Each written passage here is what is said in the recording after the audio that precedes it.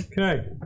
All right, we're going to continue here in Esther chapter number 7. So let's go ahead and go to God in prayer. Father and Lord, we thank you this evening that we have this word, that we can study it. And Lord, we just thank you that you've given us your word so that we might learn about the past, not just for knowledge, but so that we can learn from mistakes of others. And so, Lord, it's our prayer that we take this information and we apply the things that we should in our life. And so, Lord, I just pray your blessing upon this study.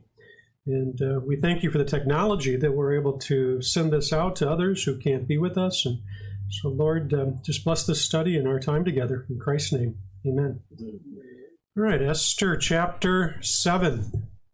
Just if you hadn't been with us, or just by way of reminder, if your memory is well, better than mine anyway, you probably would remember. But in chapter 6, we saw that Haman had to take Mordecai, and if you remember right, obviously Haman is the antagonist of these events. He's the quote-unquote enemy of the situation. Haman had to take Mordecai, the person whom he hated more than anybody in the world, the one whom he wanted to kill. He had to take Haman, put him up on the king's horse, and put the king's gown on him, and walk him around the city, and basically says, proclaiming to everybody nice and loud that this is what the king does for the man in which the king chooses to honor. And this is no small situation, because Haman's friends and the people in the city knew that Haman despised Mordecai more than anybody else, because Mordecai, if you remember, refused to bow down to Haman. Haman was the prime minister for the king, and so Ahasuerus, and so he expected the people to bow down to him, and everybody would do it except for Mordecai. Mordecai refused to do it. We talked about the backstory between the Agagite Haman and the Jews. We've already talked about that, but the main thing is here's Haman, who's the most powerful man in the kingdom, and this is a powerful kingdom. There's 127 different provinces from Ethiopia to India. That's large, and so a very powerful country. And here it is that Haman's having to take Mordecai around and put the king's regalia on him and march him around and say this. Well, after that is over with, he returns back to his house. He calls his friends. He needs to be cheered up. His wife realizes there's something wrong, and so his friends are there. And basically, once he tells them what took place with Mordecai, they tell him and say, basically, his wife and friends say, if Mordecai is of the Jews, before whom thou hast begun to fall, thou shalt not prevail against him, but shall surely fall before him. And this is a very insightful statement, because it's got four very important parts in that statement. The first one, it says, if he is a Jew. And so his friends and his wife say, okay, if Mordecai really is a Jew and this took place, and the idea is obviously here because of Mordecai's already got a scheme to kill who? The Jews. And so his wife and his friends say, well, if this happened and he's a Jew, well, they expect that he's not going to succeed. It says, the next statement in that verse, it says, has begun to fall. In other words, there's the acknowledgement by his family and his wife and his friends that the fall has already begun. Because remember, Mordecai went into the king's court to basically try to get Mordecai killed. And what happens when he gets in there? He's told, no, you're going to honor him. And so the fact that it switched like that, we see that his situation has already begun to fall. His lands are already falling by the wayside. The third thing is that his friends and his wife says is that thou shalt not prevail against him. And so I think the key part of that portion of the verse is you shall not prevail against him. Meaning, it's not just that you're not going to prevail, but you're not going to prevail against Mordecai because he's a Jew. And she says, or they say, but you will fail. I'm sorry, you will fall.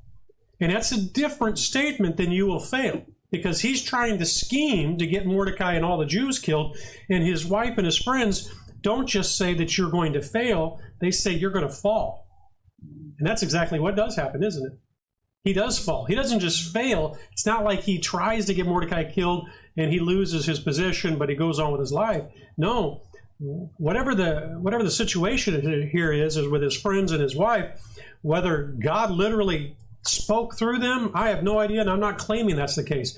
But I am saying that if you pay attention to what they said to Haman,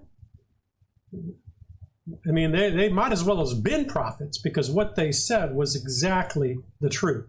Because he was a Jew, he's already begun to fall, and he will not prevail against him, but he will fall. And we talked about this before. As soon as Haman, as soon as Haman decided he was going to try to kill all the Jews, he sealed his own fate. And that was it. God was not going to allow him to succeed. And as a result, he's not just not going to succeed, but he is going to fall himself. And so when we left the story, he goes back to his house, depressed, angry, upset about what is going on. But as he's there, you've got the king's eunuchs, or his people, that as those very words are so, well, let's just look at the end of chapter 6 here. Verse 14. So at the very moment these words are spoken to him, Haman is summoned. So verse 14 of chapter 6. And while they were yet talking with him, came the king's chamberlains and hastened to bring Haman unto the banquet that Esther had prepared. Things are about to get a lot worse, aren't they? As bad as he thinks it is right now, things are about to take an even further southern direction. And I'm sure he doesn't really get it. I'm sure in his mind, he's probably not wanting to go. He's not in the right state of mind.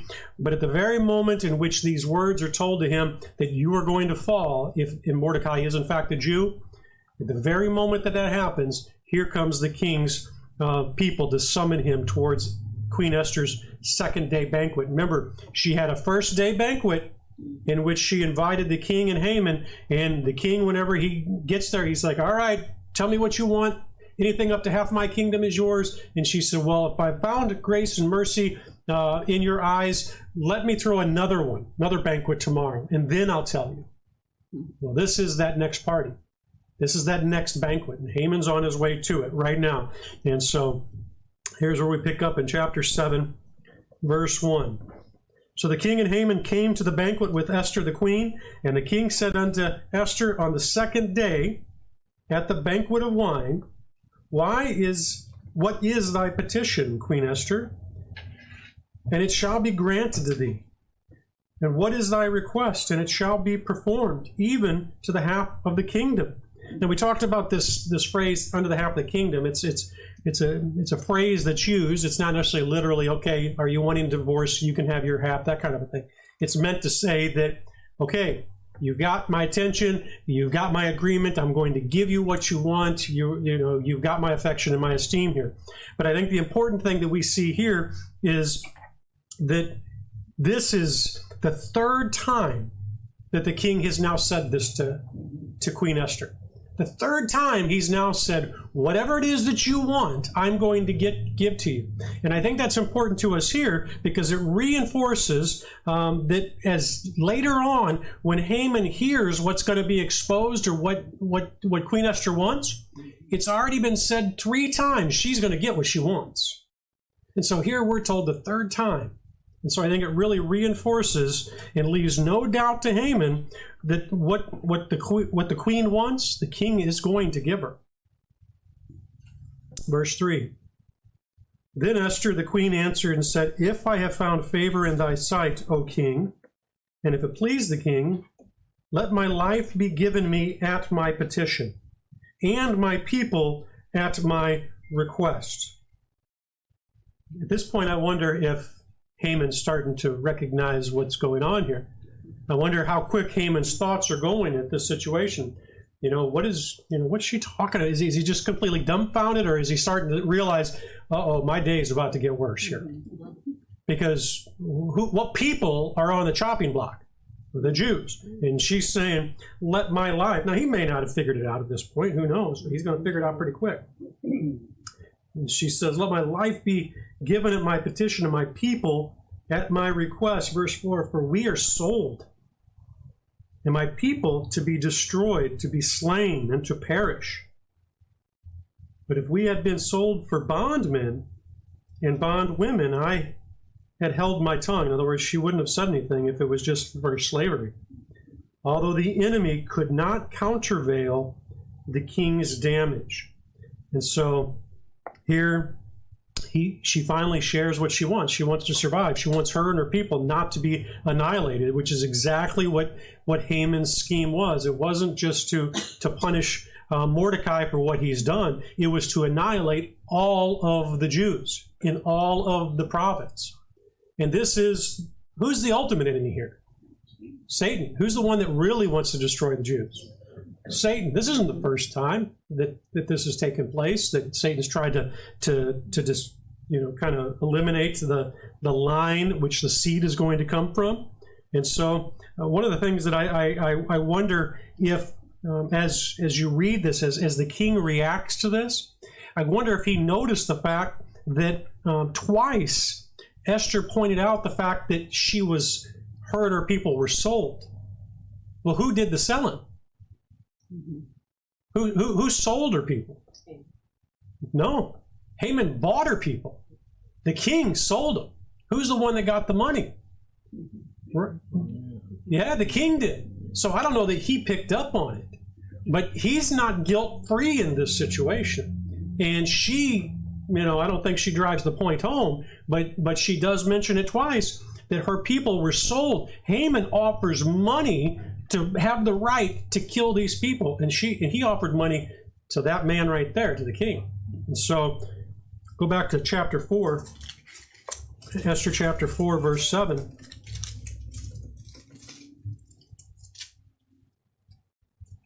Here's Mordecai telling one of the queen's servants, because the queen had heard Mordecai's mourning and all this, and so Mordecai tells the queen's servants what took place. Esther 4:7 says, and Mordecai told him of all that had happened unto him, and of the sum of money that Haman had promised to pay to who?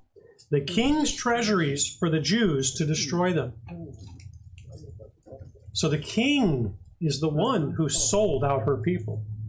Haman bought them. And so I'm curious if the king ever caught this or not, but it's interesting to me that Esther used the phrase that she did. She spoke the truth. I don't think that she necessarily got aggressive. It doesn't sound like that's her nature, but she certainly pointed out the truth. I actually think that if you pay attention to the wording, whenever Haman actually talked, go to chapter 3 with me.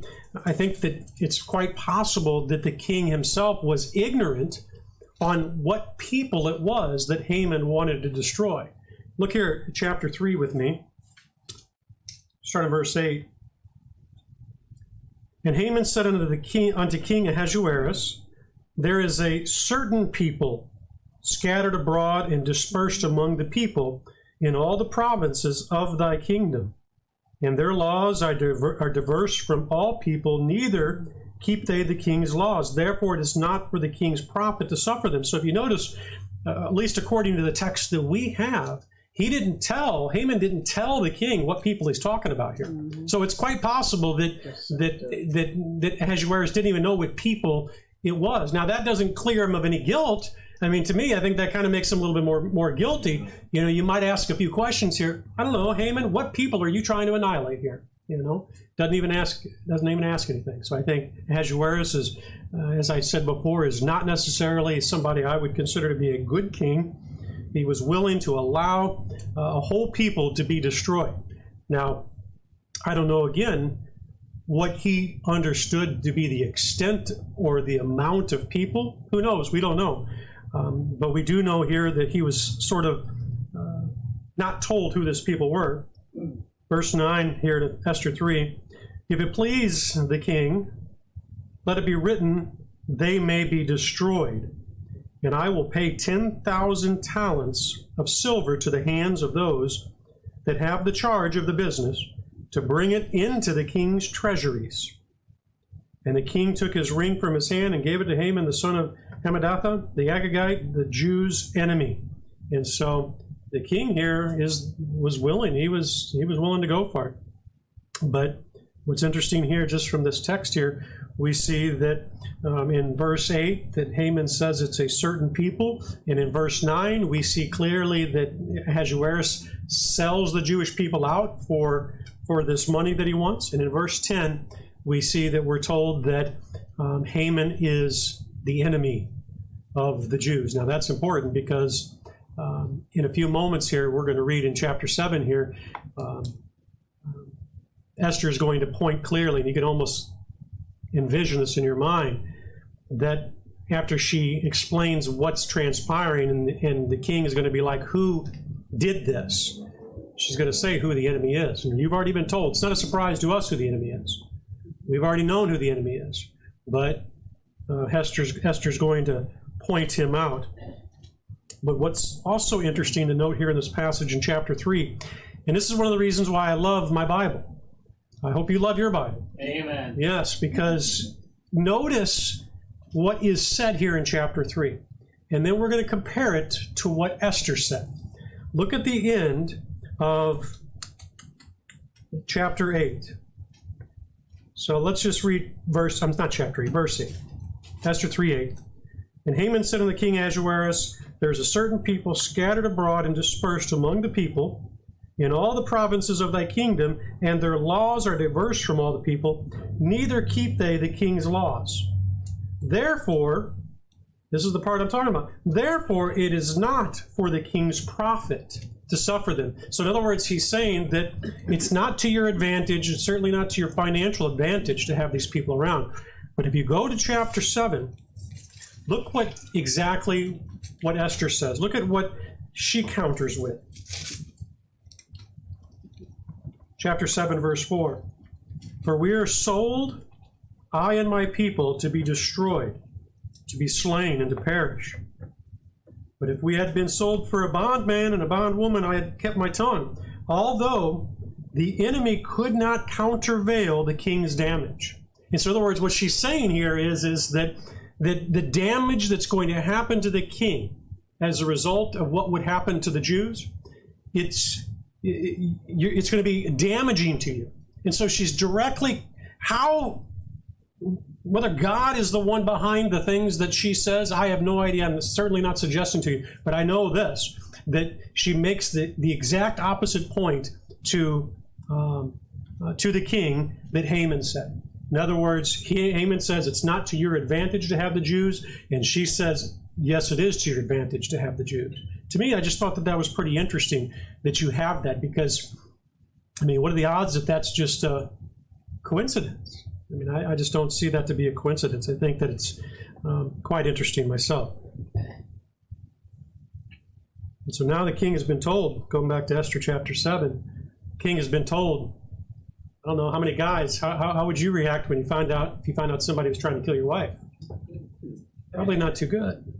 And this king here is not the greatest, nicest of kings, but I have a feeling that Haman knows what's coming here, because the king is not going to react too well. Verse 5, he wants to know, who is it?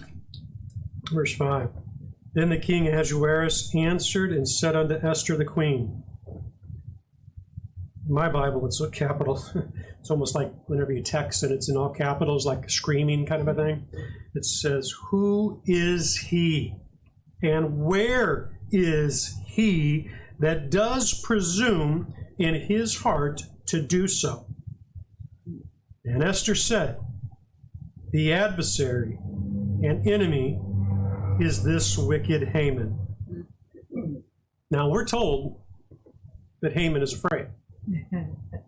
And this whole process here, I'd love to be that fly on the wall. I'd love to have been, and again, like I said, the king is almost never alone. He's almost always got guards around him. And I can just imagine what the guards are probably thinking right here about this time. I mean, they're probably looking at each other like, oh my goodness, because the king is obviously upset. That's what the text is trying to tell us here, is the king is not taking this lightly. He's very upset.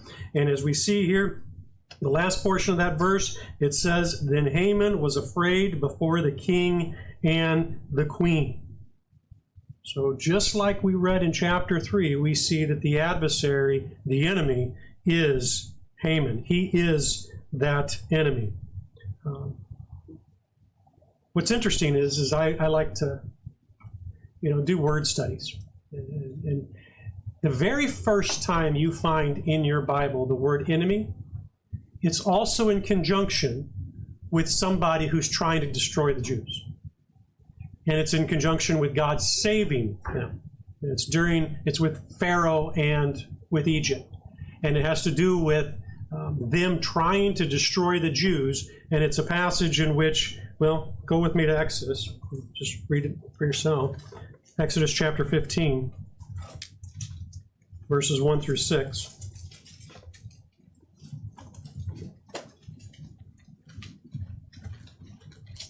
Exodus chapter 15, verse 1 through 6. I'm not sure that it adds much to the study here, but I thought, I like to pass on some of the nuggets that I find interesting anyway.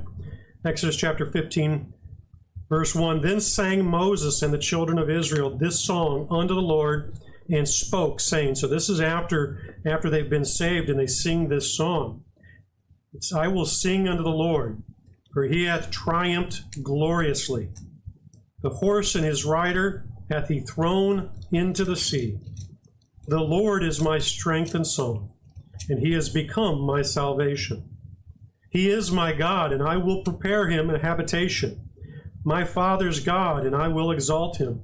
The Lord is a man of war. The Lord is his name. Pharaoh's chariots and his host hath he cast in the sea. His chosen captains also are drowned in the Red Sea. The depths have covered them. They sank them the bottom of the stone. Which verse was it? Verse 6, I think it is. The depths have covered them. They sank at the bottom of the stone. Verse 6, thy right hand, O Lord, has become glorious in power. Thy right hand, O Lord, has dashed in pieces the enemy. That's the first time I find in the Bible that the word enemy is used, and to me it's very interesting. And to me it's also, when you consider that ultimately who's the enemy of man? Satan, right? Satan is ultimately the adversary. He's called the adversary. He's the accuser of the brethren. He's the enemy. He is especially the enemy of Satan. And I believe he's certainly the enemy of the body of Christ. But Satan's desire to kill, rob, and destroy that in which God finds precious. And whenever God was dealing with the nation of Israel, he was routinely after and trying to destroy the nation of Israel. And so he was always labeled as the enemy of Israel. And I think that whenever you even go and you look at the book of Revelation, and even Peter talks about it in 1 Peter 5. I wrote down here, 1 Peter 5:8, he says, be sober, be vigilant, because your adversary, the devil, as a roaring lion, walks about seeking whom he may devour. And that was especially true for the people of Israel. And that was because the people of Israel was where the seed was supposed to come. And so he knew that the one that was going to destroy him came from them. And so he was always seeking to destroy the people of Israel. And if you're familiar with Jude chapter 1, it talks about how Satan contended with Michael the archangel for the body of Moses. And we don't have time to go into this, but I've shared before with Valerie that most people take that to mean that Satan was trying to fight for the literal body of Moses, and I don't think that's the case. I think that the body of Moses is the nation of Israel. And I think that what he was always in contention with. What he was contending with Michael was because Michael was the angel that stood for Israel. There was a number of angels that are listed as supposed to be the angels for particular nations. Which angel stood for Israel? Well, I'll give you a hint. It's Michael.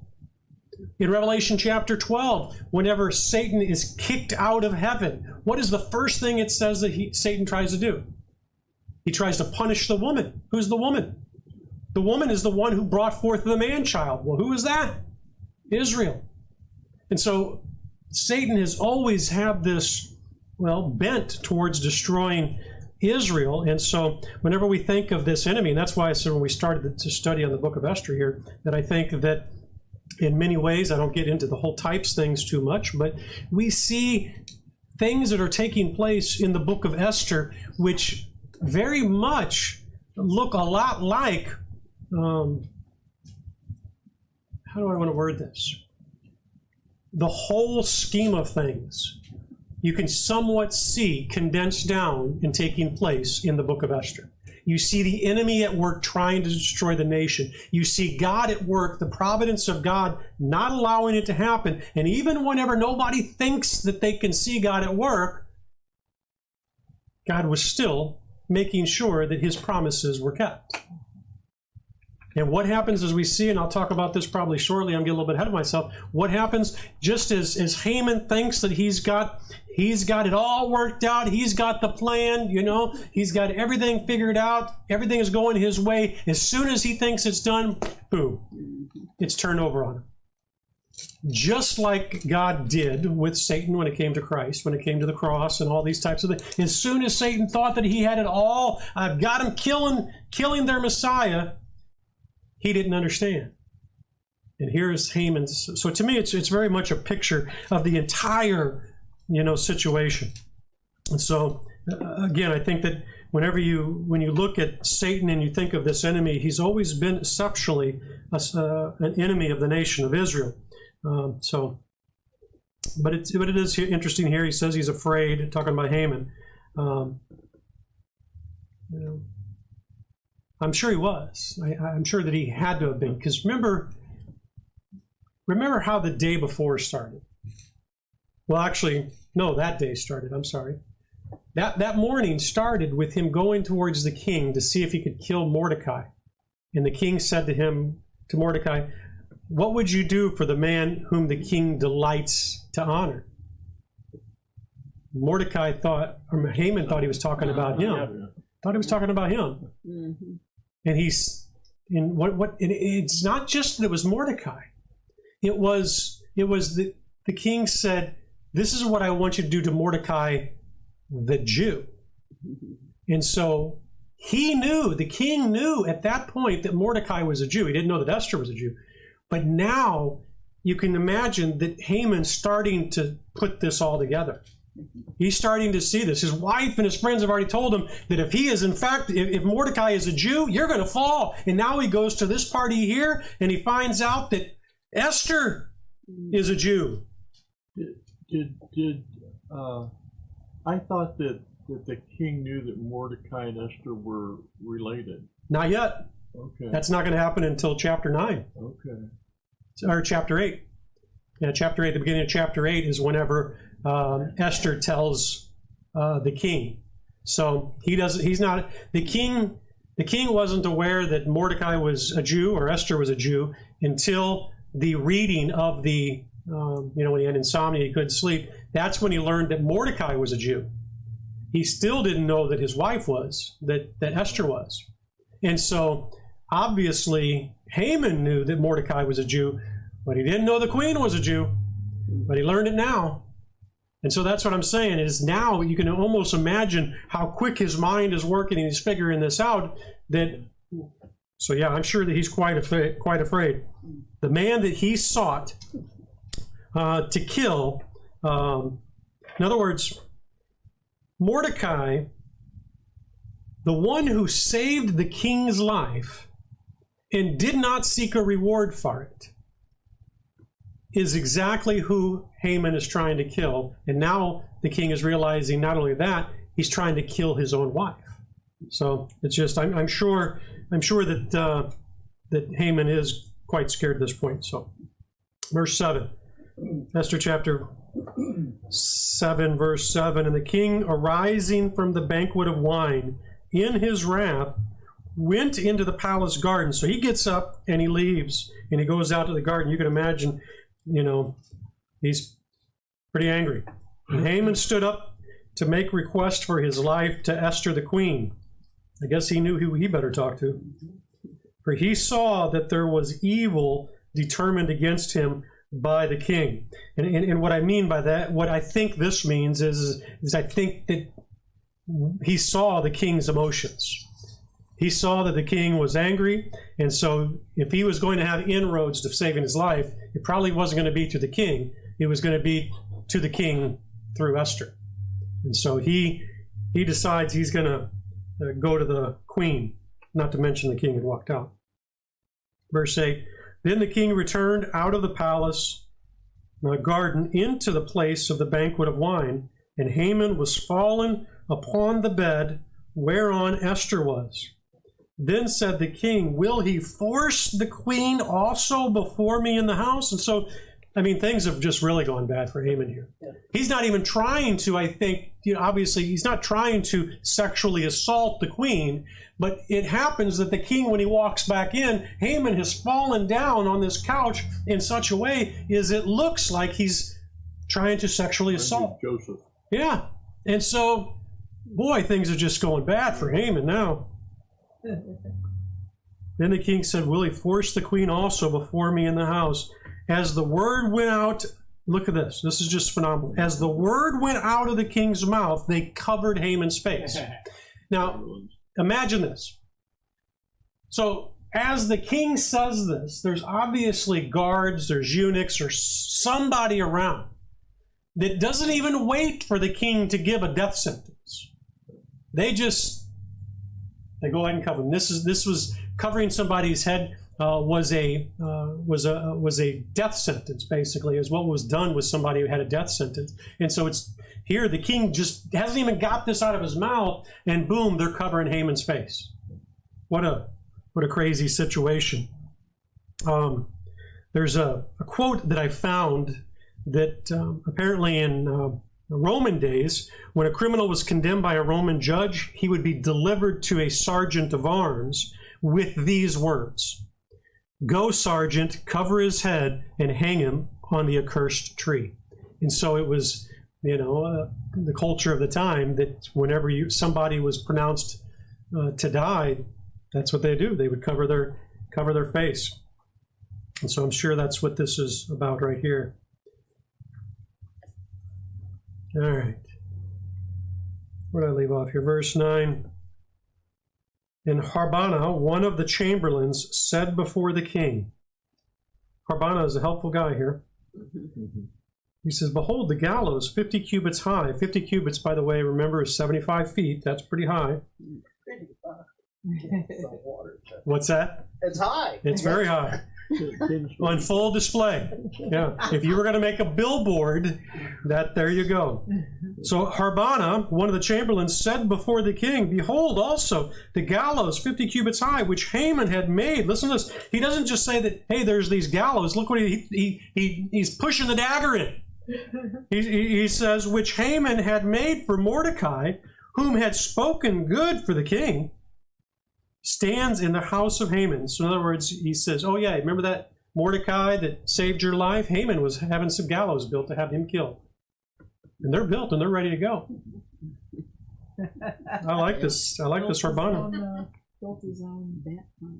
Yeah, again, whenever you think of the different backstories, you kind of wonder, was Haman a jerk? That this Harbana was quick to point this out? Then the king said, hang him thereon. So they hanged Haman on the gallows that he had prepared for Mordecai. Then was the king's wrath pacified.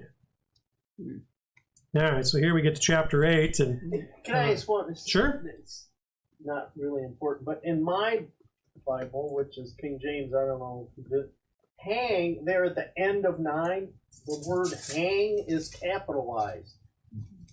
Yes. Is it in your bulletin? Yes, it is. It is. Why would they capitalize that? I'm not sure. I'd have to look into it and see. Seems odd. Yeah, it's pretty interesting. I think it's just because he's quoting, and so it's the beginning of the Yeah. sentence. Just Well, it's not. There's a comma I thought before it was it. a comment. Yeah, there's a comma, so it's not at the beginning of a sentence. quote. Yeah. Said. It's the beginning of a quote, so yeah. Oh, okay, yeah, maybe. But as we've already seen, and we will continue to see, there has been an overturning. And this is one of the themes that I think that you have to take out of the book of Esther. And that's why I said before that Esther is a little bit of a, not a type, but it somewhat embodies the events of the ages. In other words, the world is filled with corruption, hate, evil, but is that going to last forever? No, God's going to overturn that one day. And that's what's taking place here in the book of Esther, is there's an overturning. And what I mean by that is that the evil that is high and elevated and exalted will be brought low. And that which is low, or that which is good, will be raised up. And this is a theme that God, especially to the nation of Israel, oftentimes said to them. In Matthew, the Lord was oftentimes saying that the last will be first, and the first will be last. And he's trying to paint a picture that there's going to be this overturning. Don't think that just because those that are succeeding today, those especially are succeeding through evil means, there's going to be an overturning that's going to take place. Ezekiel chapter 21, verse 27. I won't take you there for time's sake, but I would go read it. You have where it says, "I will overturn, overturn, overturn." And if it's repeating it 3 times, there's a message here. God has had a message that's been consistent all the way since Adam sinned, that he's going to overturn the problems of this world. And in Haggai chapter 2, let's go there. We can go to Haggai. We'll make time. It's one of your minor prophets. So go all the way to just before you get to the so-called New Testament.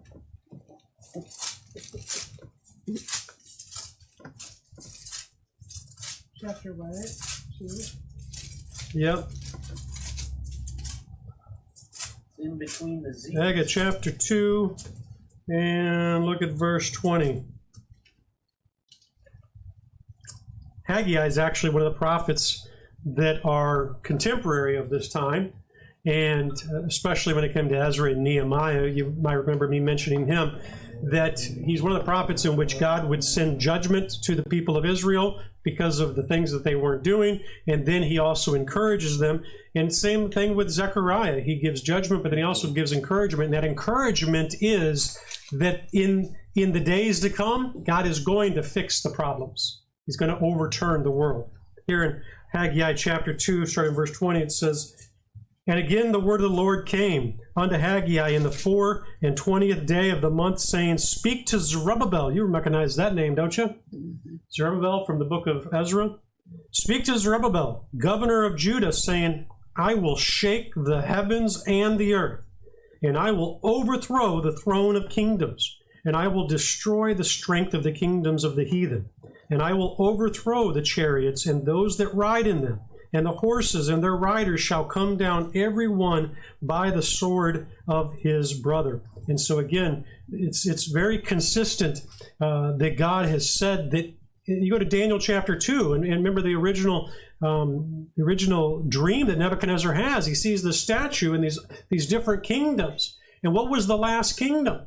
It was the kingdom which is going to be the millennial kingdom, and the dream is that kingdom is going to destroy all the other ones, and he's going to overthrow all the kingdoms of this world. And so you get to Daniel chapter 2 and Daniel chapter 7, the prophecies are that God is going to overthrow the whole system. He's going to take those that are exalted and he's going to make them low. And he's going to take those that are low and those who are abased and he's going to make them high. Just like we're seeing here when it comes to the book of Esther. Just like Haman was high and God brought him low, God's going to do the same thing, especially when it comes to his Christ as Messiah.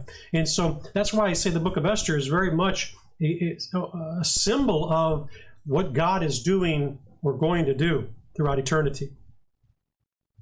One day, in just one day, think of it like this.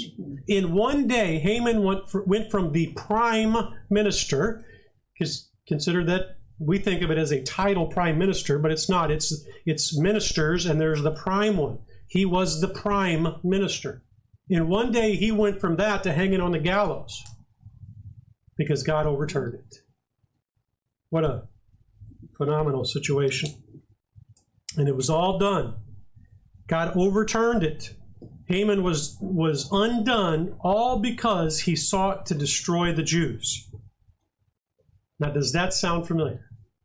Because that should sound very familiar to Satan and the Antichrist, which is exactly what we see that God says that he's going to overturn when it comes to Ezekiel, Daniel, and all those things.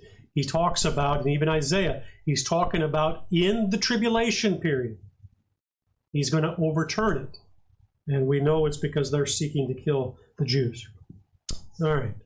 Esther chapter 8, verse 1, it says, "On that day did the king Ahasuerus give the house of Haman, the Jews' enemy, unto Esther the queen." And so the very same day in which all of this comes about, he gives Esther, talk about, again, if this is not a picture of everything that we've talked about, the things that belong to Haman, the things that belong to the world, he takes and he gives it to his chosen one, which is exactly what he does with the Father does for the Son. He takes the kingdoms of this world and he gives them to his Son. And Mordecai came before the king, for Esther had told what he was to her. And so here we have this little bit of time, I think, between these two different events. So you have, on that day, the king Ahasuerus gives the house of Haman to the Jews' enemy, to Queen Esther. And Mordecai came before the king, for Esther had told what he was to her. So at this point is whenever Queen Esther tells the king who Mordecai is. Verse 2, "And the king took off his ring, which he had taken for Haman, and gave it unto Mordecai. And Esther set Mordecai over the house of Haman." So Haman, who tries to kill Mordecai, ends up being the one who gets Haman's stuff. He gets the house. What are the odds that all of this stuff transpires the way that it does? To me, it's quite interesting. Verse 3, we're going to see another uninvited appearance by Esther before the king. We know that because he holds out the scepter here. Verse 3, it says, "And Esther spoke yet again before the king, and fell down at his feet, and besought him with tears to put away the mischief of Haman, the Agagite, and his device that he had devised against the Jews." So keep in mind, just because Haman's dead, guess what? There's still a problem to deal with, isn't there? Mm-hmm. That didn't undo the decree that Haman had conspired, right? Mm-hmm. There's still this decree that went out to all the provinces, that on this particular day, you can kill and take the property of every Jew. No penalty. And so here Esther comes and she falls down, and it appears, based on here, that she probably comes in unannounced again. She falls down, and in verse 4 it says, "Then the king held out the golden scepter toward Esther." And you remember we talked about that if somebody came in unannounced, they were going to be put to death unless he holds that out. And so this here would indicate that she came again uninvited. "So Esther arose and stood before the king."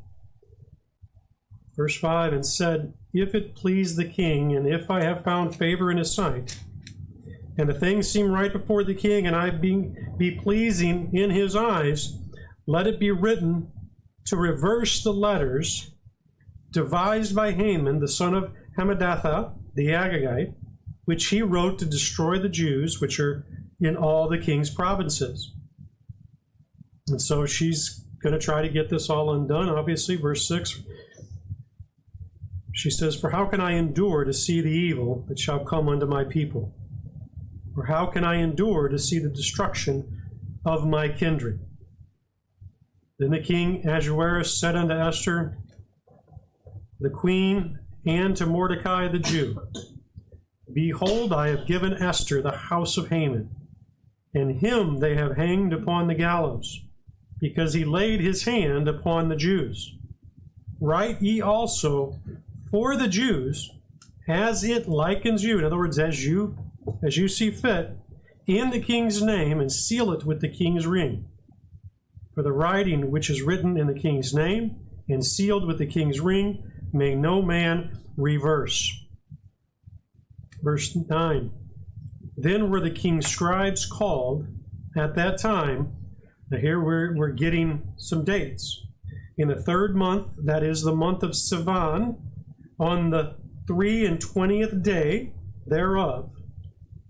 And it was written according to all that Mordecai commanded unto the Jews, and to the lieutenants, and the deputies, and rulers of the provinces, which are from India unto Ethiopia, 127 provinces, unto every province according to the writing thereof, and unto every people after their language, and to the Jews according to their writing, according to their language." And so basically it's pretty self-evident. What takes place here is Mordecai is allowed to write up a document, his own verbiage, however he sees fit. The king says, write it up however you want. Here's my stamp of approval, and it's going to be sent out to all the provinces, which, if you remember right, can you think of a very interesting province that's out there? Judah. Judah is one of these provinces. Remember, Ezra and Nehemiah is about the Jews leaving Babylon and heading back to Judah to rebuild the temple and the city. So they're still part of the province. And so I can imagine what it was like when they got the letter that said that, hey, anybody can come and kill you and take your stuff. And so that had to have been an interesting situation. But this 23rd day of Sivan, we see, that corresponds to May and June. And it's 2 months and 10 days since Haman's decree. So when Haman sent out, conspired his decree and sent it out by post, it says, it's been 2 months and 10 days. So you've got a little bit of a time frame since we saw chapter 3. So chapter 3, it's been 2 months and 10 days. And it's going to be 8 months from this date. 8 months and 20 days that remain until this day of reckoning, whatever you want to call it. So it's an appointed day in which the people could kill the Jews and take their property. And now this new decree allows the Jews to fight back on the same day when they're attacked, and they've got basically 8 months to prepare for this. 8 months the Jews are going to have a warning to be able to gather their arms, to get themselves in such a way to prepare themselves. So, Pastor? Yes. One of the things I don't understand in this section is where it talks about the king's rules cannot be undone, and yet they turn around and undo them. Well, that's the thing, is they're not actually undoing it. They're issuing a new decree. So But it nullifies the one that he... No, it didn't. No, that's the thing, because if he nullified it, he would take away the right of those people to attack, but he doesn't. He just gives it, there's a new decree that says the Jews you can kill them if they attack you, and you can take their stuff. So it's a new decree. It's not to take away the other one. Make sense? Yeah, sort of. What's the struggle? Well, I mean, he let Mordecai basically be the wordsmith on this. Mm-hmm. And Mordecai then, what you're saying is Mordecai understood that, so he made it so that they were just giving an additional language. I mean, it still looks to me like they're nullified. So imagine, well, it's not nullified, because nullify takes away. Right. There is no taking away here. So imagine if I sent out a memorandum here, like I would have control and said that. So what you're saying is that the people that were entitled to kill the Jews, they still have they still are entitled, but now the Jews are entitled to kill them instead. Exactly. Plunder. I got you. Yes. I got you. Okay. Bingo. I think it wasn't. Couldn't Sure. understand that. So yeah, that's exactly what's taking place here. Is that Mordecai writes this up, and it's pretty interesting whenever you kind of look at verse 10 here. It says, "And he wrote in the king Ahasuerus' name and sealed it with the king's ring, and sent letters." Pay attention to this. Here's details. "And sent letters by posts on horseback and riders on mules, camels, and young dromedaries." Dromedaries are a variation of camels. There's two different types of camels out there. If you've ever seen them, there's ones with 2 humps and ones with 1 humps. Dromedaries are the ones with the 1 humps. And so you have this distinction here. But what's interesting is that when you compare Haman's, and I think I put it in here on my notes, look at chapter 3. Look at chapter 3, verse 13. See if you notice this.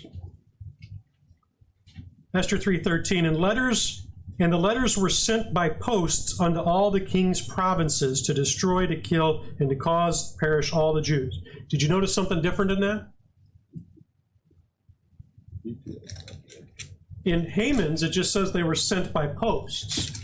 In Mordecai's, you get another detail. Now, is it because there's a difference? Well, all I'm telling you is it's very interesting. Here in verse 10 of Esther 8, it says that they were sent by posts on horseback. So you have this, the first one, it's these posts. You can think of like mailmen.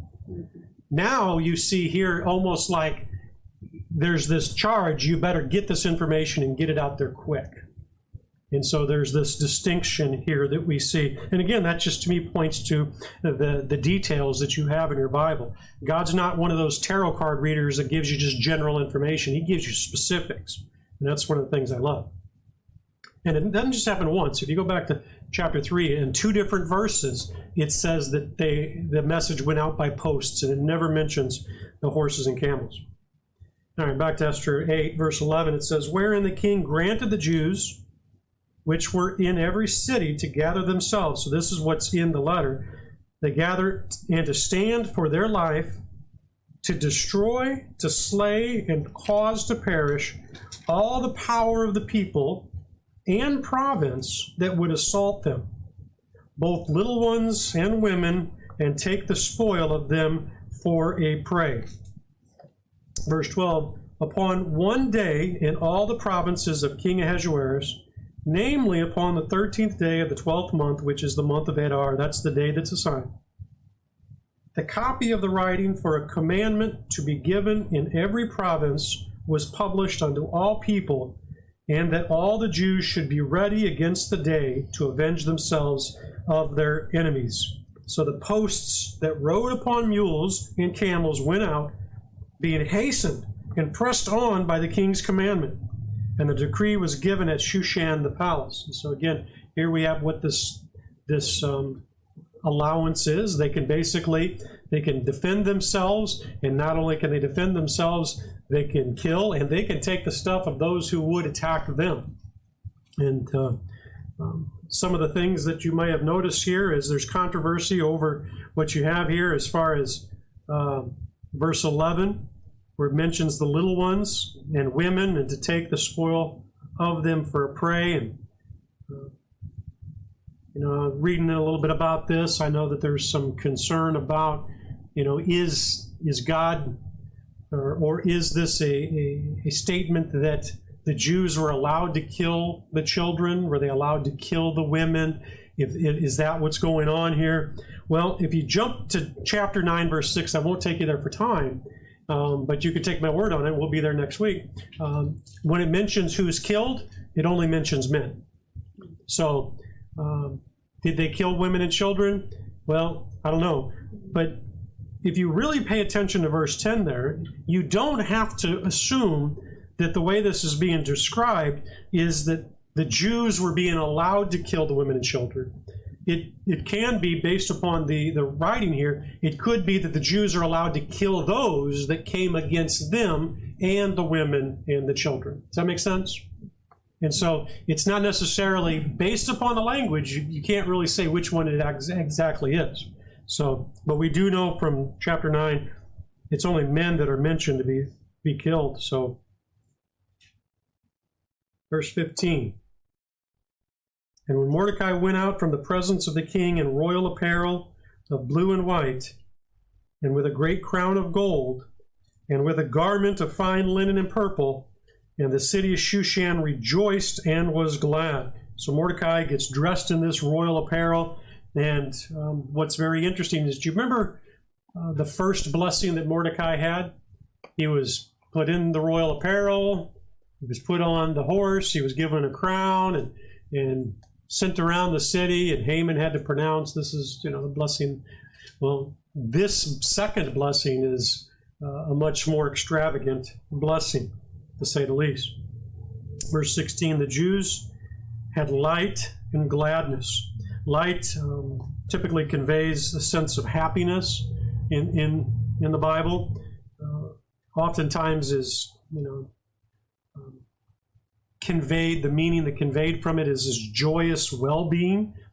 Psalm, you can write there, Psalm chapter 97, verse 11, says, light is sown for the righteous, and gladness for the upright in heart. And so you can see this relationship between the light and the gladness. And so I think that's what this is referring to here. The Jews had light, and that's emphasizing what the rest of this verse is saying, that they had gladness and joy and honor because of seeing Mordecai, the Jew, come out of there in a victorious fashion.